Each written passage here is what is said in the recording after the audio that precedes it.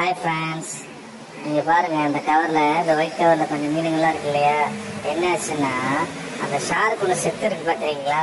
அது எப்படி செத்துச்சுன்னா, பக்கத்தில் இருக்கிற டைகர் ஃபிஷ் எல்லாம் சேர்ந்து கடிச்சு அதை சாகடிச்சிருச்சு. என்னென்னா 1 இயர் பிஃபோர் நாங்கள் இந்த டைகர் ஃபிஷ் குஞ்சிலேயே வாங்கி நாங்கள் வளர்த்தணும் எங்கள் தொட்டியில். அது என்னடா 1 இயருக்கு அப்புறம் பெருசாயிருச்சு. ஆனால் இப்போ சமீபமாக 2-3 மந்த்ஸாக ரொம்ப ஃபெரோசியஸ் ஆகி இருக்கிற டேங்கில் இருக்க எல்லா மீனையும் கடிச்சிட்டு இருக்கு. என்னோட ஷார்க்கு, ஈவன் பேரட்டை கூட கடிச்சிருச்சு. பேரட்டு ரொம்ப ஸ்ட்ராங்காக ஃபைட் பண்ணும். அந்த பேரட் ஃபிஷ்ஷை 2-3 கொண்டுருச்சு. சரி, நாங்களும் ஒன்றும் அப்படியே விட்டுறலாம், ஃபுட்டுக்காக சேஞ்சஸ்க்காக பண்ணுதுன்னு பார்த்தா, நாங்கள் போய் அக்வாரியமில் விசாரிச்சா அது கொஞ்சம் ஃபெரோசியஸ் பெருசாக இப்படி தான் பண்ணும்.